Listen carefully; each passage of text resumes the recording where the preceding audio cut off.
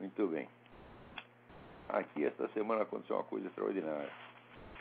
O presidente da Colômbia, Álvaro Uribe, escreveu uma carta pessoal à nossa amiga Graça Salgueiro, agradecendo pelo seu admirável trabalho jornalístico, pelo qual, aliás, ela não recebe um tostão furado. Isso é que é a situação extremamente original do Brasil, para dizer o mínimo, que só existe jornalismo em blogs que são feitos de graça por abnegados como Graça Salgueiro, Heitor de Paula e este que vos fala. Tá certo? Jornalismo na grande mídia não existe mais nenhum. Não é exagero, isso não é exagero, não é força de expressão, não é figura de linguagem, não é nada. Não há mesmo, gente, mesmo não há a mais mínima preocupação de acompanhar os fatos. Tudo que tem saído na grande mídia é, vamos dizer, uma seleção deliberada para fins de controle social, para fins de produzir certos resultados. E a grande mídia virou exclusivamente instrumento de manipulação. Claro que sempre se usou a mídia para manipulação, mas agora ela não é mais nada. Todo vamos dizer, o aspecto jornalístico que pudesse restar, ele já não existe nem mesmo como pretexto, nem mesmo como disfarce. É uma coisa medonha o que está acontecendo no jornalismo, uma coisa criminosa.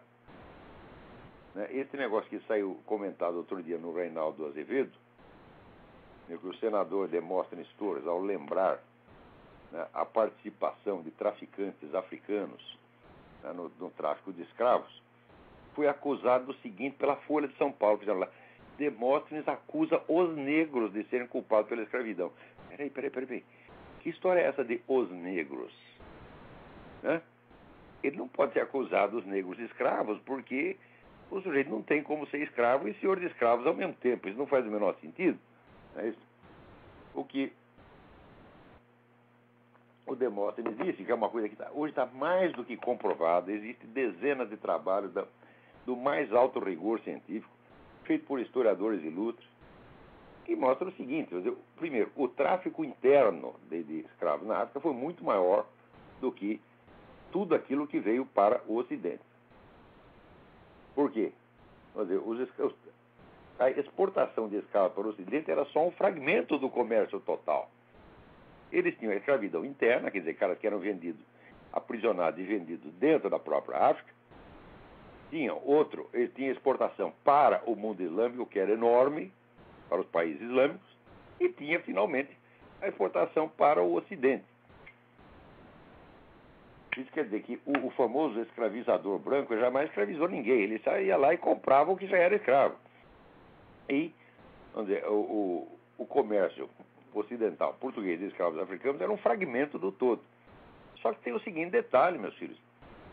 A escravidão, compra de escravos para o Ocidente, para a Europa e as Américas, começou depois de 1500, tá certo? Ao passo que a escravidão muçulmana já vinha desde o século VIII. E pior, a escravidão muçulmana não começou escravizando africanos, começou escravizando europeus. Quer dizer, foram milhões de pessoas, milhões de brancos que foram mandados para servir como escravos nos países muçulmanos, onde você tinha ali feitores negros africanos e proprietários africanos também de escravos. E os brancos começaram a ser escravizados pelos muçulmanos, entre os quais negros, 7 séculos antes de que começasse o transporte de escravos africanos para o Ocidente. De modo que você responsabilizar o branco por isso é um crime, é uma monstruosidade. Agora, hoje em dia, você simplesmente tentar restaurar os fatos, você mencionar fatos que são coisas, já virou crime. E pior, que te atribui intenções que você jamais poderia ter, como essa de que você querer jogar a população negra, contra o senador Demóstenes Torres, porque ele mencionou um fato histórico. Quer dizer, mas é esse negócio. Veja,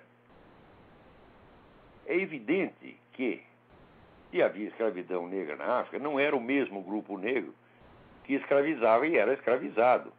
Você tinha impérios enormes ali que invadiam, então, as pequenas aldeias, pequenas culturas e escravizavam pessoas, como acontecia aí também entre os maias e os astecas na América, que escravizavam e, aliás, matavam, pessoas de tribos menores em torno. Agora, quando a Folha coloca numa manchete, senador responsabiliza os negros, é a mesma coisa que ele dizer que ele está culpando os escravos por serem escravos.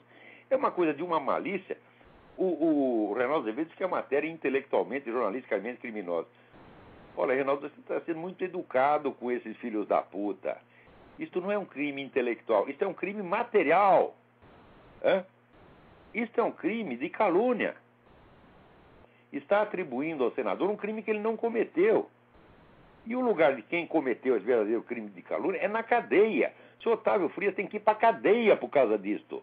O lugar de quem faz isso é na cadeia, porra. Além de pagar os danos morais correspondentes. Quer dizer, a Folha de São Paulo vive fazendo isso. Você quer ver uma coisa? A Folha está sempre pronta a celebrar os grandes feitos do terrorismo internacional. Então está fazendo um barulho desgraçado em torno de um espião jordaniano que infiltrou na CIA e enganou todo mundo. Então, saiu não uma matéria, saiu várias.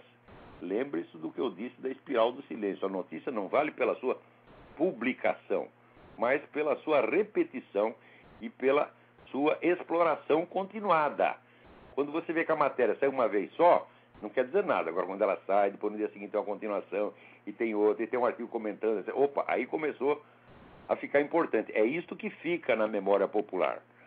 É essa técnica da espiral do silêncio. Quer dizer, uma coisa sempre repetida, sempre falada sob diversos ângulos para disfarçar a repetição, né? Ao passo que uma outra é noticiada uma única vez, discretamente, ou então não é noticiada de maneira alguma. Então, comparem. De um lado, teve um espião jordaniano que entrou na CIA e falou: infiltração de espião no serviço de espionagem do adversário é a coisa mais banal do mundo. Acontece todo dia. Então, por que fazer esse forrobodó todo em cima? Só para celebrar a vitória do terrorismo, que essa turma da Folha adora terrorista, adora bandido, adora tudo que não presta e faz propaganda dessa gente. Agora, na mesma semana, viu a divulgação de uma notícia, esta sim, espetacular, que o filho de um dos fundadores da Al-Qaeda era espião israelense. Isso foi divulgado na mesma semana. A Folha disse alguma coisa? Ah, não. Celebrar, vamos dizer, um feito da espionagem israelense não pode, é proibido. Você tem que glorificar terrorista. Os filhos da puta estão lá para isso, meu Deus do céu. E quer que eu respeite? Como é que eu posso respeitar uma coisa dessa?